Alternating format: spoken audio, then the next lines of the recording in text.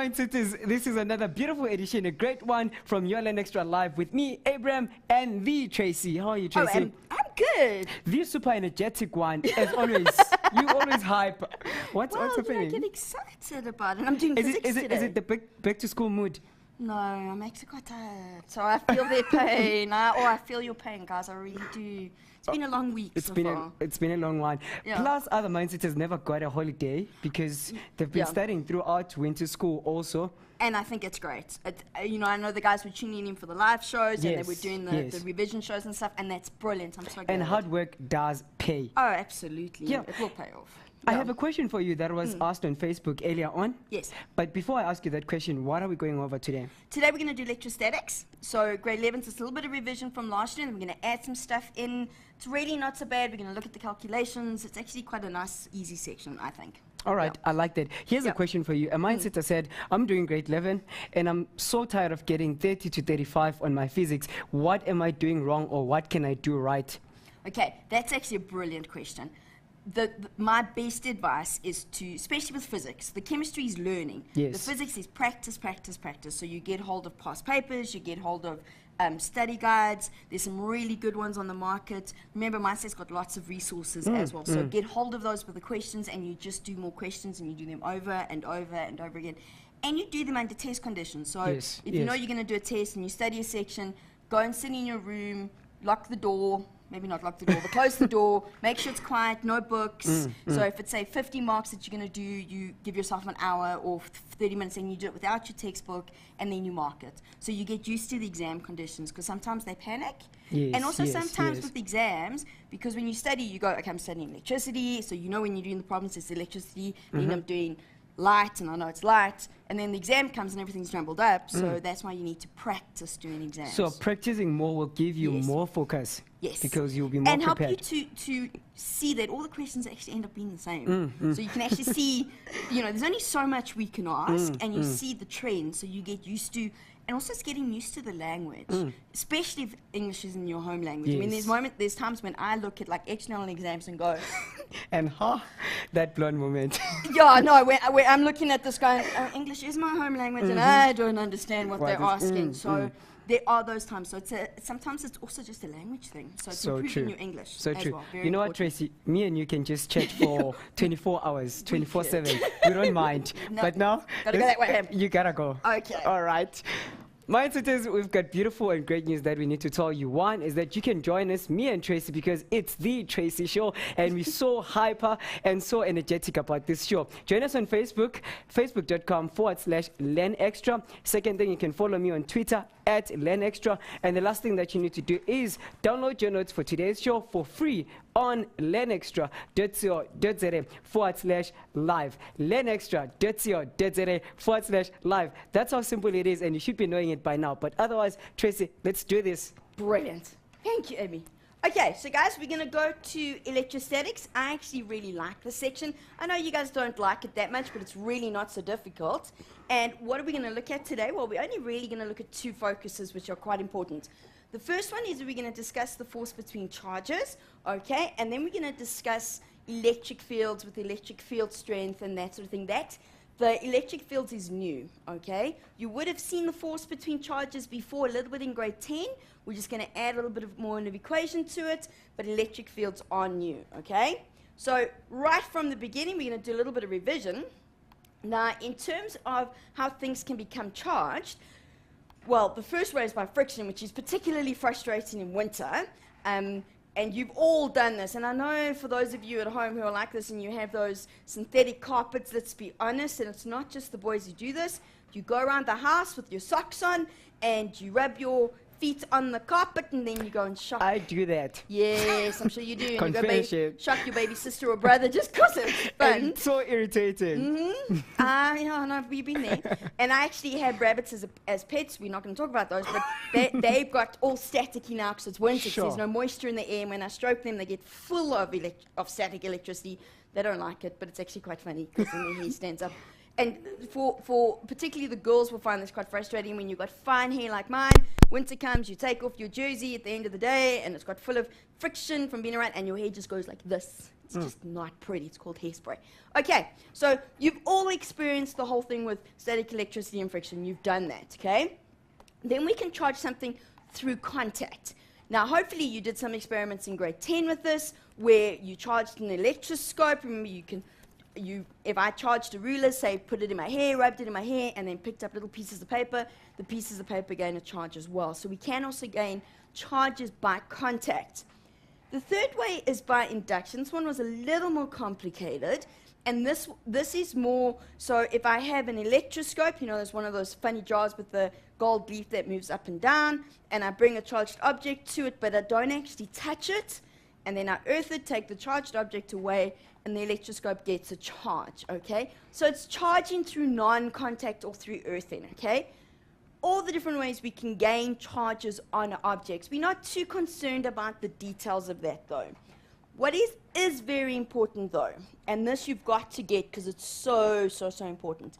When an object becomes negatively charged, okay, it gains electrons, grade 11s. I cannot emphasize enough to you, you may never, ever talk about protons moving in this context, okay? This, with static electricity, you all know that with circuits, it's electrons that move around the circuit. It's the same with static electricity. Remember, your electrons sit on the outside of your atoms, of the energy levels, okay? Then when we give them enough energy, they can move. So we're going to transfer electrons, and only transfer electrons, okay? We cannot transfer protons. So when something becomes negatively charged, it gains electrons. In the same vein, if something becomes positively charged, it loses electrons, okay? The electrons don't disappear, they get given to something else. These two really work together, grade 11s. So if I rub a ruler in my hair and the ruler becomes positively charged, then my hair will become negatively charged. I can't have the ruler become positively charged and my hair stay neutral. Sometimes, because one of the objects is so big, you don't notice the charge, but it's still there. Okay, you got to understand they go together. Then, you also have learned this in grade 10. When we bring charged objects together, if they are the same charge, they repel each other. So two positively charged objects, be they rulers, polystyrene balls, whatever the case may be, if they come close together, if they're the same charge, they will repel away from each other. They move away from each other. They will not spend time in the same space, okay, if they are free to move.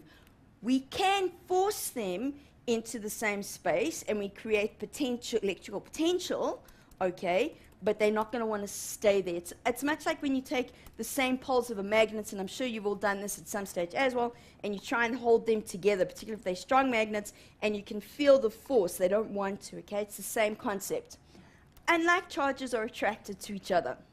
So another thing which is quite fun to do sometimes is if you blow up a balloon, rub the balloon in your hair, and if you have smooth walls in your house, you don't have that rough paint, you can actually get the balloons to stick on your walls. Okay, maybe not do this with decorating your mom's house. I'm not sure she'd appreciate it. Do not try this at home. Yeah, you could. I'm just saying, I'm not sure mom would appreciate coming home and finding a lounge with a balloon full of balloons on the wall. It could be nice. But it could be cool. I'll try it. Yeah, it's cool.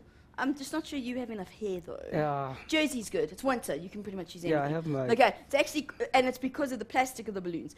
But what happens is the balloon, say, is negatively charged, the wall becomes positively charged, and they actually have an attraction, which is why it stays there. It's static, okay? It's a little bit of magic for you. But like charges are attracted to each other, okay?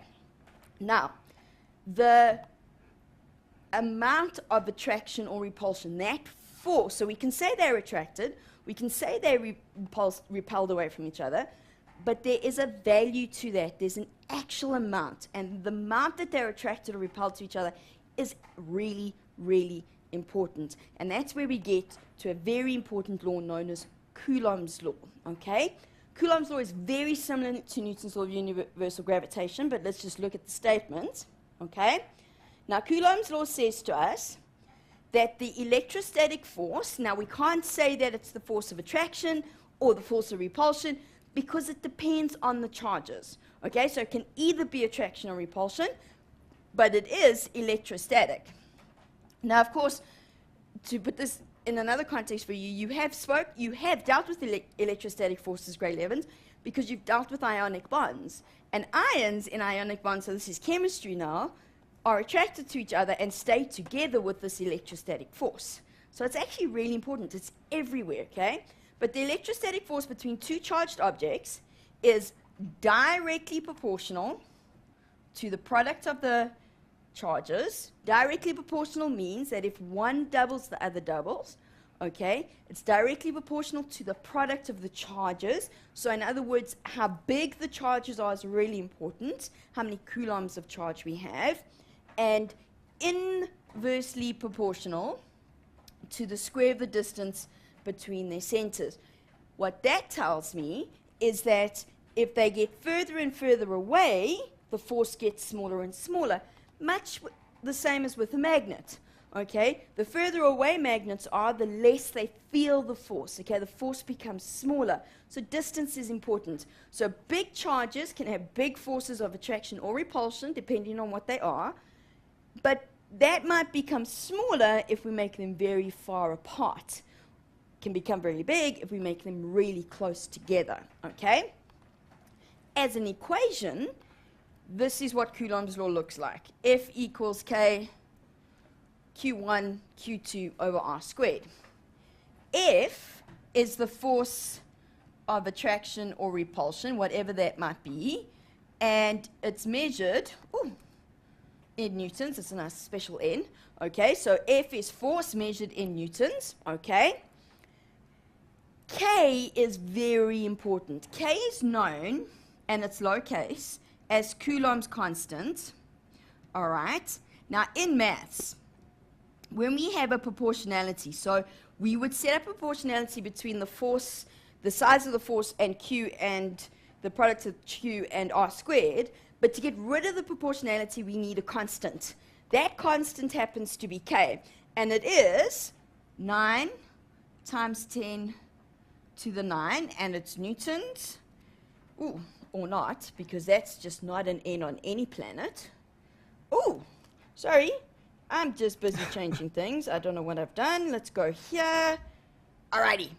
Let's not press the funny thingies on. Okay. So, it's round about now that the producers are going, maybe we need to find someone who can work with the board. Maybe, Just saying. Yeah. Anyway, there we go. So, 9 times 10 to the 9 newtons meters squared per coulomb squared. It is a constant. It's a fairly big constant, and that's because we actually generally deal with very, very small charges and very, very small distances. This constant isn't just randomly gone, that sounds like a nice number, couple of nines. It is experimentally proven, grade 11s, okay? You don't need to know how they did it, but it is a proven constant, and it's one that you can do over and over again. Q1 and Q2 are my charges, okay? So they are, it's not going to, wow. This board doesn't like me, I'm telling you. It's just not your day, hey? No, it's never my day. I promise this board, I think it doesn't like my nails. I'm going to blame it on that. Okay? And it's charge, and remember, charge is measured in coulombs. The nice thing about Q is it's the only unit you have that if you use capital or lowercase, it doesn't actually make a difference, which is quite nice. And your information sheet will probably give it to you as a capital, okay? And R is distance.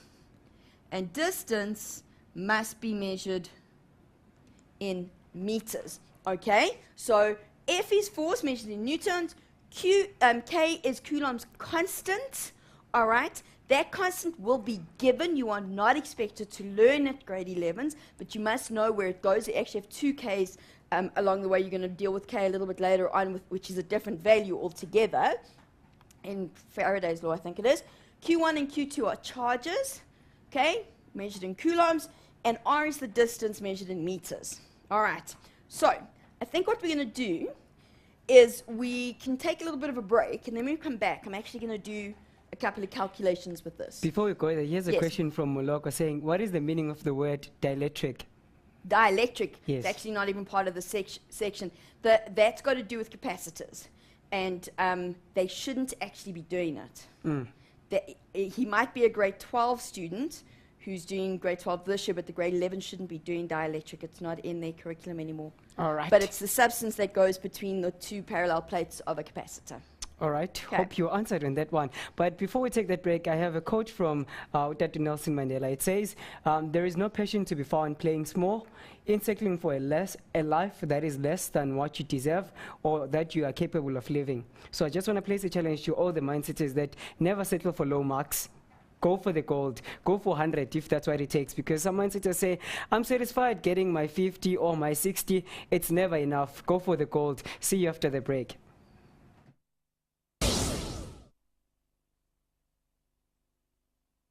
Welcome back, pre-matriculants. Hope you're enjoying the show. If you're not enjoying the show, let us know. If you are enjoying the show, also let us know. On Facebook, we are facebook.com /Learn Extra. So it's facebook.com /Learn Extra. Tracy's making me laugh and making so many mistakes. It's because of her mindsetters. But otherwise, I'm placing a challenge to you. If you're tuning in right now, share some of your electrostic experiments that you have tried and they've worked and some that have failed. We'd like to hear some of those. We're good at the failing part of the experiments, trust me. And in terms of electrostatics, it depends on which part of the country you're in right now as to whether they'll work. Joburg at the moment, best place to do them because it's dry and it's cold. Go to Cape Town where it's wet and rainy. Does not really a that chance. matter though? Yes, it does because water can conduct, the moisture in the air conducts the charges away. I see. So actually, that's my excuse Ooh, why we don't do that. there's a lot to learn from you, there's hey? moisture in the There's a lot air. to learn. But we have our moments. Anyway, moving on. So, could you imagine what being in my class is like?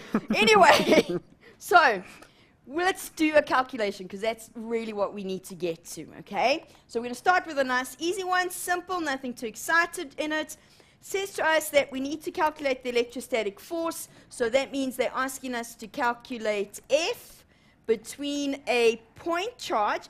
By point charge, what they mean there is they're talking about an object that is the size of the head of a pin. Okay, that's what they mean by a point charge. Tiny, tiny, tiny, tiny, tiny, okay? Even in minus 4 nanocoulombs, you're still talking millions of electrons, but it's really, really small, okay? So they're wanting F. I like to write a list of what we're asking to find. And we've got two charges. So the one is minus 4 nanocoulombs. We'll deal with that in a second. The other is, so that's Q1. The other is plus 6 nanocoulombs, okay? And then they tell us that they're 20 millimeters apart. Okay, so R is 20 millimeters. Now, as you see when I've written the list, I've left a little bit of space because it's quite important. With the equation, we have to do charge in coulombs, okay? So this starts straight away, there's a problem because it's nanocoulombs, okay? So let's quickly look at the conversions you can have, and this is just a little bit of a thing that you can remember. If something is millimeters, millicoulombs, milligrams, whatever the case may be, when I want to convert it, I'm going to take the value and I'm going to times by 10 to the minus 3. Then we get micro, which is times 10 to the minus 6. Then we get nano, which is times 10 to the minus 9. And then we get pico, which is times 10 to the minus 12. Okay? Guys, you must know these conversions. That means we have minus 4 nanocoulombs. So that means I've got minus 4 times 10 to the minus 9 coulombs. And actually, the way I remember it is in my head, I go nano, it almost sounds like 9. So it's easy to remember it. And these always go in threes, okay? This is plus 6 times 10 to the minus 9. Now for the distance. Now, I'm going to do something that your maths teachers are going to kill me for. We have to go from millimeters to meters. You can divide by 1,000 quite easily, and it's fine. But then you start looking at decimal numbers, and you get noughts, and let's be honest, sometimes those just become too much like hard work. So I can convert this by simply going times 10 to the minus 3. Remember I wrote that up here? There we go. One more. Times 10 to the minus 3. It's the same thing.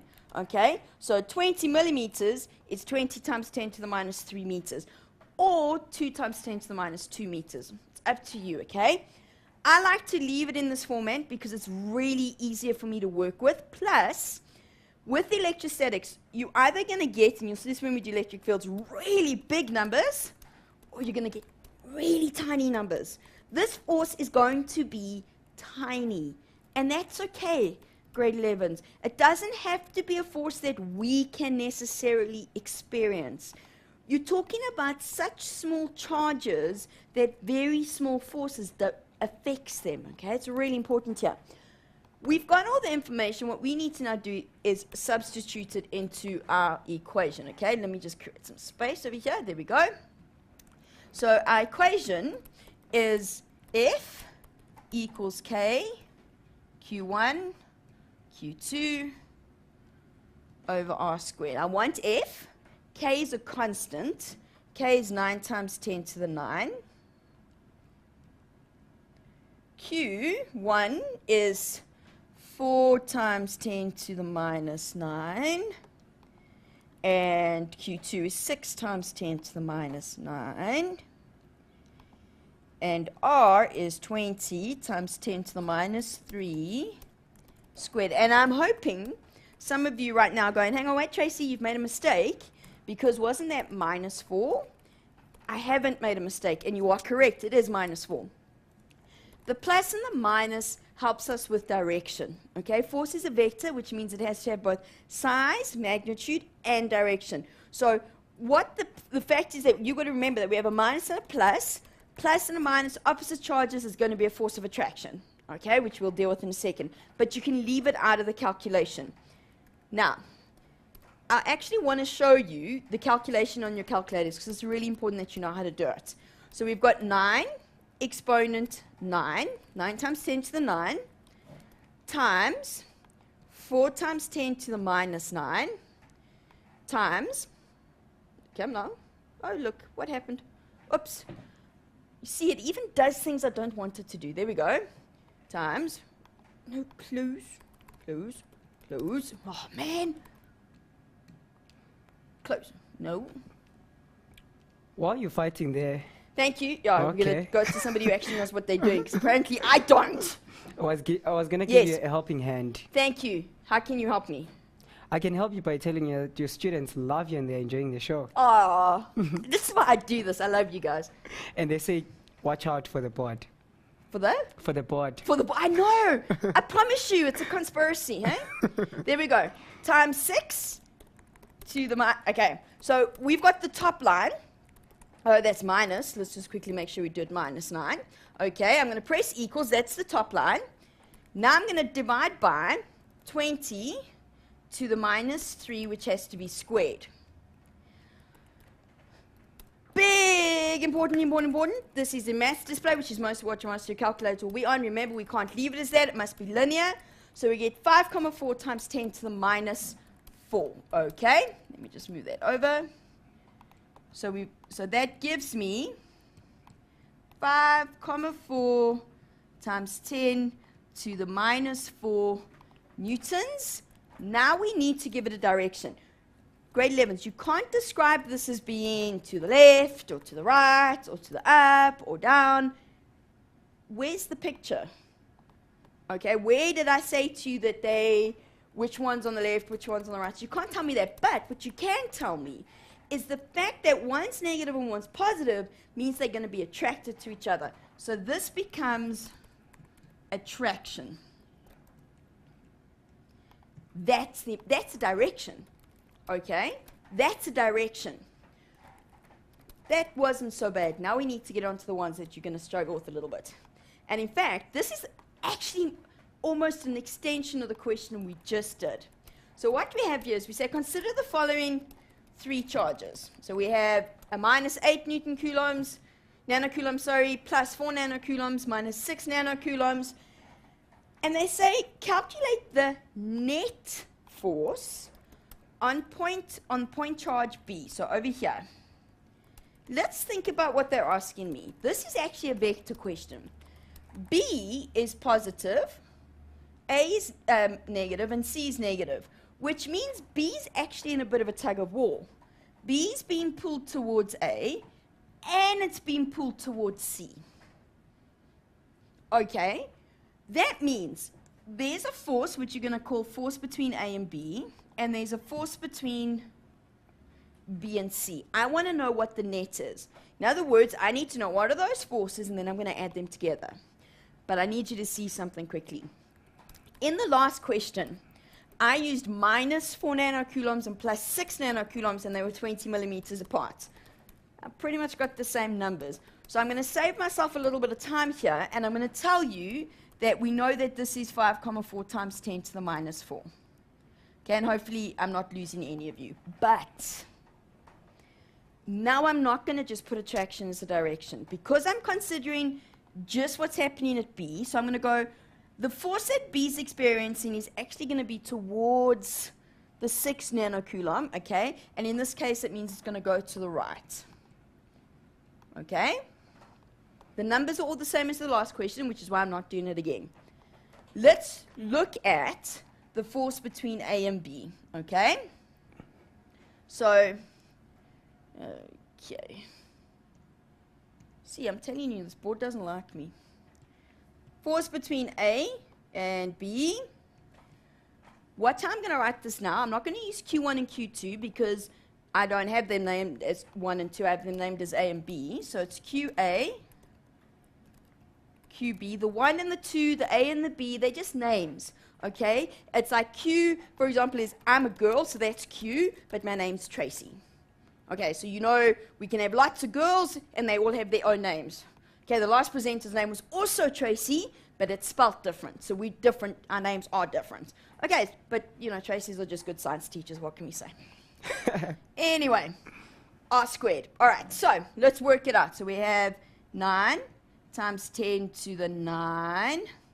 QA, let's see what it was. It was minus 8, so it's 8.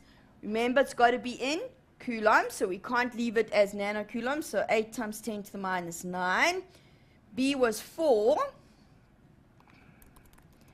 All right, and the distance is 40 millimeters, so that's going to be 40 times 10 to the minus 3 squared. Please don't forget the square. I know, and it breaks my heart when I mark exams and tests and stuff when I see this, and it's such an easy mistake to make.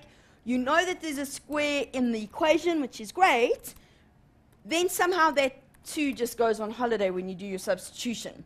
So let's quickly work this out. I want to show you again on the calculator how you would do that. So we're going to go 9, exponent 9, times, okay, 8 times 10 to the minus 9, 4 times 10 to the minus 9, so that's my top. I'm going to divide that by 40 to the minus 3 squared, and it gives me a fraction again, which we know we can't use, so I'm going to change it to a linear one, and I get 1,8 times 10 to the minus 4, okay? But this is a vector, has to have direction. So we go back here and we say, okay, we know it's 1,8 times 10 to the minus 4, but it's from B, so we're going to go, B is going to go towards A, that's left. Ooh, and it disappeared, there we go, left. We're going to put it as left, okay? Come now, there we go, left. But we're not done, because they said calculate the net force. So now watch what we're going to do. My net force is going to be the force between A and B plus the force between B and C. It's a vector question. I have to choose a direction as positive. So I'm going to be quite clever about this, and I'm going to go, let me look at the numbers. I've got 5,4 times 10 to the minus 4. 1,8 times 10 to the minus 4. You know, it's probably going to go to the right. So I'm going to make everything to the right positive. So that means when I substitute in my values, this becomes minus 1,8 times 10 to the minus 4 plus 5,4 times 10 to the minus 4, which gives me a positive 3,6 times 10 to the minus 4. And because it's positive, it means it's going to the right. Now, B is not experiencing as big a force as it would if A didn't exist. The force between B and C would be very big, but A is like a bit of a tug of war, so A is stopping B from being attracted quite as much to C. This is what you need to be calm about when you do this grade 11s, is it looks complicated, but the first part of the question when we're calculating the forces, that's Coulomb's law. The second part down the bottom here, that's vectors. That's what you did at the beginning of the year. Nice and simple. They can extend this and make it at an angle, but you can do that. You've done those. If it was just simply, if I'd given you a force diagram with those on, you could do it. It's the same thing. We're just making you work out the forces in the first place. Okay, so big deep breaths when you do this. I promise you can manage. All right, and I think that's where we need to take a break. Yes, I have so many questions for you after the break. Okay. Hope you'll drink your water and get ready to answer all of them. But a shout out to Gift Chubbs, who's watching the show, saying, I'm so loving this lesson. And in that case, Abram and Tracy, you guys make a great team. So big ups to Tim, Tracy, and Abram. Guys, see you after the break. Don't move.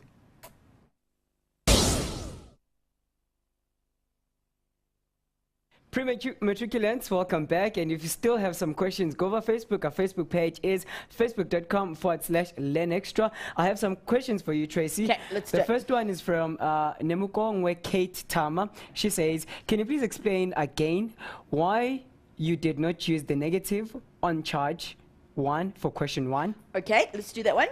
Okay, so it's a good question. Now, your teachers might ask you to put the negative in. It's a choice, okay? I don't have to put it in because the negative shows me direction.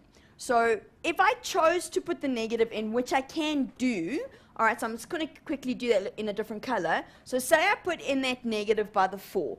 With the multiplication, this becomes -5. But remember, because we're dealing with a vector, you have to leave your answer as a positive answer with the direction in words. So I would actually now need to put in another step. So I couldn't just write attraction there. I would have to go, well, that's 5,4 times 10 to the minus 4 newtons attraction.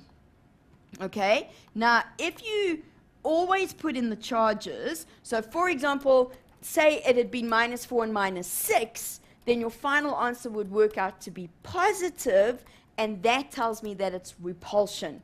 Okay, so it's a choice thing. Your teacher might insist that you put the negative in.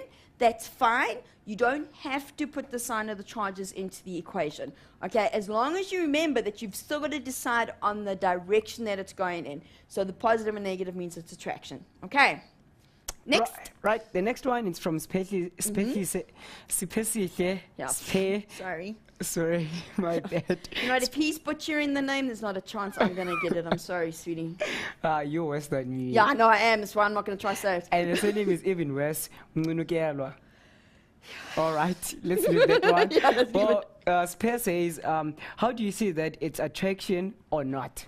Okay, because it's two different charges. All right, so you've got to look at the charge in the question. So because it was a negative and a positive, then it's attraction. If it was two negatives, then it's repulsion. If it's two positives, then it's a repulsion. So it's that thing we started right at the beginning. Like charges attract, and like charges repel. Okay. All right, more questions will come, and I'll let you know. Excellent. Okay, we now need to go into electric fields. All right. So, no, not there. There we go. Let's go one more. Okay.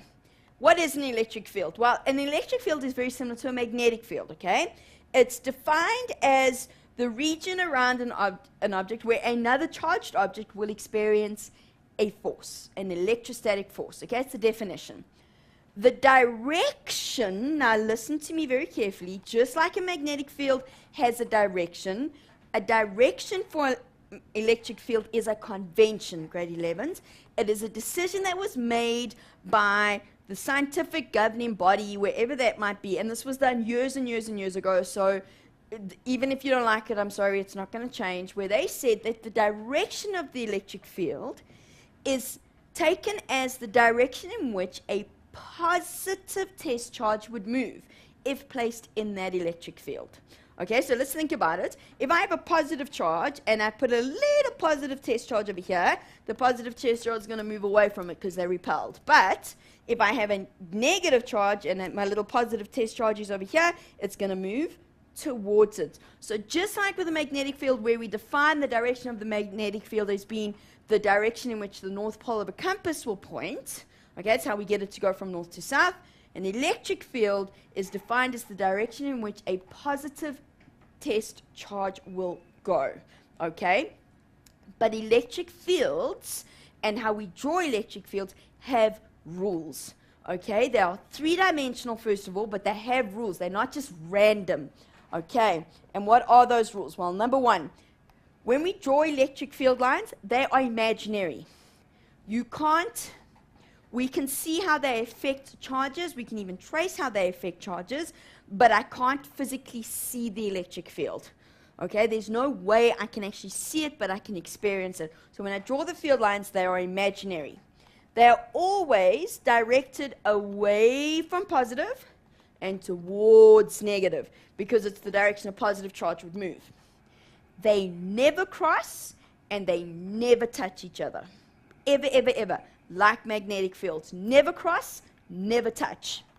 They start and end perpendicular to the surface, and they indicate the strength of the electric field by how close they are. That's what we mean by density, how close they are. So if I've got to represent the field of a big charge, I will draw lots of field lines. If it's a small charge, then I draw a few field lines, okay? The closer together they are, the more dense they are, the stronger the field, okay? Now we need to look at the shape of electric fields. Very, very, very important. Number one, if we look at this is a negative point charge, this could actually be a positive point charge as well. The direction would just be opposite. Nice straight lines. You can see them coming in like that, and they're directed towards the negative, okay? And it's nice and even. Nice and easy to do. If they have opposite charges, starts to look like a magnet.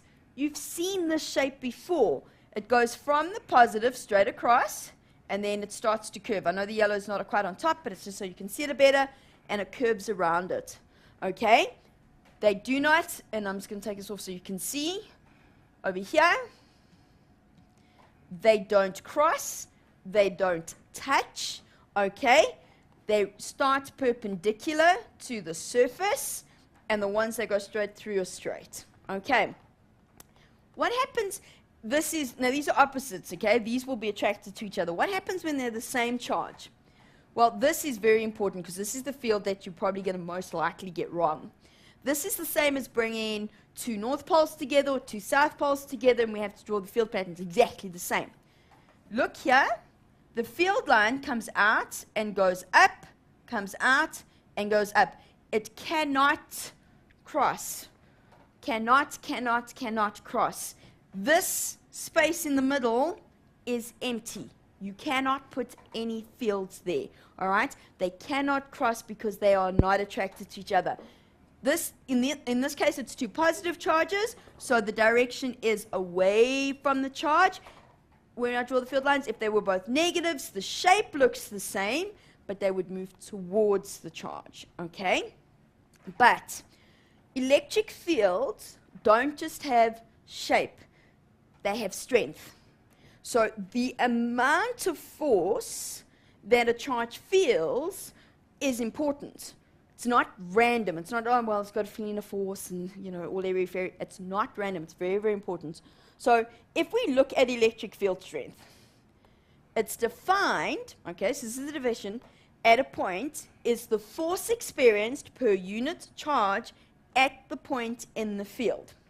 Now, you're going to deal with two equations for electric field strength, grade 11s. Now, you've got to listen carefully to me because I'm going to give you a bit of a hint on how to remember what goes where. This is the first one. E equals F over Q. E is electric field strength, okay? So it's electric field strength. If you look in older textbooks, they'll call it electric field intensity. It's the same thing, okay? Now, this has 2 units, and there's been a debate within the scientific community as to which is the correct SI unit because they're both base units. From this equation, the units are volts per meter, okay? Volts per meter. However, you're going to see another equation later on, and I think you'll do it next year, where, oh sorry, that's newtons per coulomb. I'm lying. I've done it the other way around. But this equation is newtons per coulomb. Newtons per coulomb. You're going to do another equation later on where you're going to see that the units can also be volts per meter. They accept both. Okay, I have yet to figure out which one they actually want. F is force, measured in newtons, but, now listen carefully to me. This Q, all right, this Q in this equation is the charge experiencing the field. Okay? So in other words, I'm the charge making the field, okay?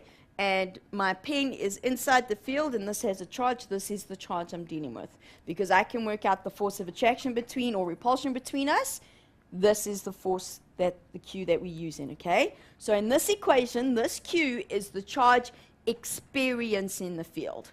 But sometimes we don't have that option, so we don't know. We don't necessarily have 2 charges in next to each other, but we have one charge that's creating an electric field, but there's no other charge for it to interact with. Then we can use this equation, equals kq over r squared. K is Coulomb's constant, so that's fine, but this charge is the charge making the field. Okay? And r is how far we are from the charge. So if the pen is the charge making the field, and I go, okay, so here's my charge, let's make it 2 coulombs, whatever the case may be, and I want to know what is the electric field half a meter away from it. I don't need a charge there to get that electric field, but I can work it out. All right? Don't worry too much about the maths. Hopefully, we just don't have time to go through the maths on how we get from here to here, but it's the same thing. Okay? Just be careful. You've got to read the question, which actually gets us to the next part. Oh, look, let's do a question, all right? So, a point charge, okay, of 3 nanocoulombs experiences, already we're going, okay, we only have one equation that we can use because it's experiencing the field. I'm going to have to use E equals F over Q. If you use capital Q, not a problem, grade 11s, okay? It's the same thing. The reason why we often use a little q here is because it's the charge experiencing the field, so it'll be smaller than the charge making the field. So it's a baby charge rather than an adult charge. I don't know, it's an easier way to remember it. Now, I realized I did a bit of a typing error when I did this, okay, that because it experiences a force of 9 times 10 to the minus 9 newtons, not coulombs, and they want you to calculate the electric field strength. So the first thing is that's 3 times 10 to the minus 9 coulombs, and I'm going to make that newtons, so that's actually coulombs. Let's just correct this. There we go. Okay. Electric field strength is a vector, grade 11s. All right, so I should be able to give you a direction, except, do you see that in this question, nowhere do I give you enough information. So I can't tell you that the electric field strength that it experiences is towards something or away from something, because I don't know, because they didn't say whether that force is a force of attraction or repulsion. So I can't give a direction at the end here, okay? So let's see, we know that the force was 9 times 10 to the minus 9. The charge was 3 times 10 to the minus 9. I am hoping, against hope, that some of you are going, oh, we can do this. We don't need our calculators. But if you do, it's okay. All right, let me just show you. And the only reason grade 11s I'm showing you with the calculators is you need to get used to using it. So it's 9 to the minus 9 divided by 3 times 10 to the minus 9. Oh, and we get 3. Some of you going, oh, we knew that. And I'm going, yay. So it's 3. And because of the equation, I'm going to use newtons per coulomb because I used force divided by charge, okay? Really not so bad. But once again, they're not really going to leave it so nice for you. Let's make it a little more difficult, okay? And I'm going to have to do this fairly quickly, grade 11s, because we are running out of time. So I might skip a couple of steps or just give you the answer, and hopefully you'll get there. But I need you to see something. This question is adapted from the Department of Education March paper 2009, so it's a supplementary paper. And it says, 2-point charges, Q1 and Q2, are a distance of 3 meters apart. They're shown. They give you the diagram. We love that. The charge on Q1 is minus 14 coulombs. These charges are huge. Okay? If you had to be shocked by these charges, they'd probably hurt you quite badly. And the charge on Q2 is plus 20. Brilliant. First question, define the electric field at a point in space. We've just done that, okay? So that's the force that a point charge would experience, it's the force per unit charge that is experienced, okay? So here, if we look back, there's the definition. Let's go back one. The electric field strength at a point is the force experienced per unit charge, okay? Simple as that. Next question. I'm going backwards again. There we go. Now they say, draw the electric field pattern as a result of these two. So what we have here is, this is minus, that's plus. So we have opposite charges. That means minus, okay, let's put this here, minus, plus. They are going to do this. We're going to get that nice pattern that looks like a bar magnet. Okay, let's do that. Let's do that. So we've got the shape. We need direction. Always goes from positive to negative. So it goes away from the positive towards the negative. Okay, and I'm really going to run out of time, so I'm going to have to really move it. Okay, now they say calculate, and I'm going to go so quickly, grade 11, so I hope you stay with me. Calculate the net electric field at a point P, which is 2 meters from Q2. So we have a point here, P, which is 2 meters from Q. I've done it the Q1. I've got it in the wrong place. Let's just do this. So actually it's here. This is 2 meters. This is 1 meter. And this is point P. They want the net electrostatic force. This is exactly the same as the net force, but with using electric field, okay? So I need to find what is the electric strength between P and Q2. What is the electric strength between P and Q1? All right. We're going to need to use, and I'm going to run out of time. I'm going to have to use that equation because I don't know what P is.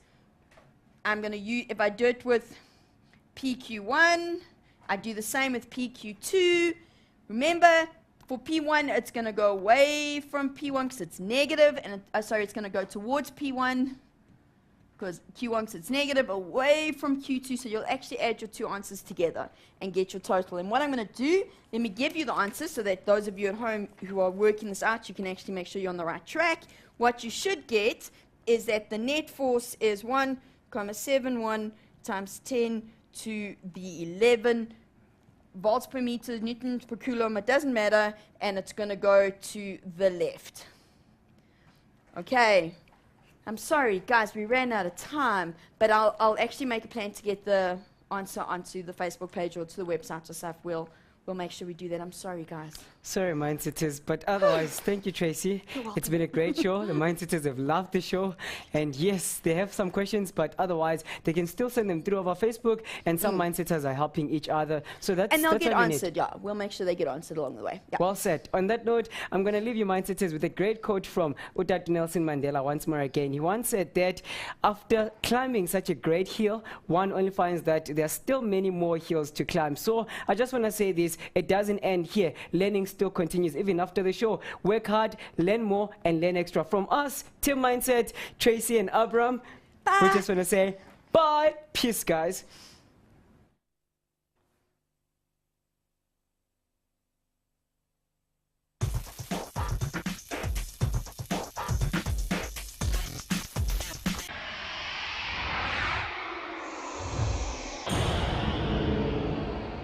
So much we can ask, and you see the trends, so you get used to, and also it's getting used to the language, especially if English is in your home language. I mean, there's times when I look at like external exams and go, and that blonde moment. yeah, no, when I'm looking at this going, English is my home language, and I don't understand what they're asking. So there are those times. So sometimes it's also just a language thing. So it's improving your English. So as true. Well. You know what, Tracy? Me and you can just chat for 24 hours, 24/7. We don't mind. No, but now, gotta go that way. You gotta go. Okay. All right. Mindsetters, we've got beautiful and great news that we need to tell you. One is that you can join us, me and Tracy, because it's the Tracy Show, and we're so hyper and so energetic about this show. Join us on Facebook, facebook.com/LearnExtra. Second thing, you can follow me on Twitter @LearnExtra. And the last thing that you need to do is download your notes for today's show for free on learnextra.co.za/live. learnextra.co.za/live. That's how simple it is, and you should be knowing it by now. But otherwise, Tracy, let's do this. Brilliant. Thank you, Amy. Okay, so guys, we're going to go to electrostatics. I actually really like. And I'm so tired of getting 30 to 35 on my physics. What am I doing wrong, or what can I do right? Okay, that's actually a brilliant question. My best advice is to, especially with physics, the chemistry is learning. Yes. The physics is practice, practice, practice. So you get hold of past papers, you get hold of study guides. There's some really good ones on the market. Remember, Mindset's got lots of resources as well. So get hold of those with the questions, and you just do more questions, and you do them over and over and over again. And you do them under test conditions. So if you know you're going to do a test and you study a section, go and sit in your room, lock the door. Maybe not lock the door, but close the door. Make sure it's quiet, no books. So if it's, say, 50 marks that you're going to do, you give yourself an hour or 30 minutes, and you do it without your textbook, and then you mark it. So you get used to the exam conditions, because sometimes they panic. And also sometimes with exams, because when you study, you go, okay, I'm studying electricity, so you know when you're doing the problems, it's electricity, then I'm doing light, and I know it's light, and then the exam comes and everything's jumbled up, so that's why you need to practice doing exams. So practicing more will give you more focus. Yes. Because you'll be more prepared. And help you to see that all the questions actually end up being the same. So you can actually see, there's only stroke them, they get full of static electricity. They don't like it, but it's actually quite funny, because then their hair stands up. And for particularly the girls will find this quite frustrating when you've got fine hair like mine. Winter comes, you take off your jersey at the end of the day, and it's got full of friction from being around, and your hair just goes like this. It's just not pretty. It's called hairspray. Okay, so you've all experienced the whole thing with static electricity and friction. You've done that, okay? Then we can charge something through contact. Now, hopefully you did some experiments in grade 10 with this, where you charged an electroscope. Remember, if I charged a ruler, say, put it in my hair, rubbed it in my hair, and then picked up little pieces of paper, the pieces of paper gain a charge as well. So we can also gain charges by contact. The third way is by induction. This one was a little more complicated, and this is more, so if I have an electroscope, there's one of those funny jars with the gold leaf that moves up and down, and I bring a charged object to it, but I don't actually touch it, and then I earth it, take the charged object away, and the electroscope gets a charge, okay? So it's charging through non-contact or through earthing, okay? All the different ways we can gain charges on like this section. I know you guys don't like it that much, but it's really not so difficult. And what are we going to look at today? Well, we're only really going to look at two focuses, which are quite important. The first one is we're going to discuss the force between charges, okay? And then we're going to discuss electric fields with electric field strength and that sort of thing. The electric fields is new, okay? You would have seen the force between charges before a little bit in grade 10. We're just going to add a little bit more of equation to it, but electric fields are new, okay? So right from the beginning, we're going to do a little bit of revision. Now, in terms of how things can become charged, well, the first way is by friction, which is particularly frustrating in winter. And you've all done this. And I know for those of you at home who are like this and you have those synthetic carpets, let's be honest, and it's not just the boys who do this. You go around the house with your socks on and you rub your feet on the carpet, and then you go and shock. I do that. Yes, I'm sure you do. And you go Confession. shock your baby sister or brother just 'cause it's fun. And it's so irritating. Yeah, no, we've been there. And I actually had rabbits as pets. We're not going to talk about those, but they've got all staticky now because it's winter. So Sure. there's no moisture in the air. When I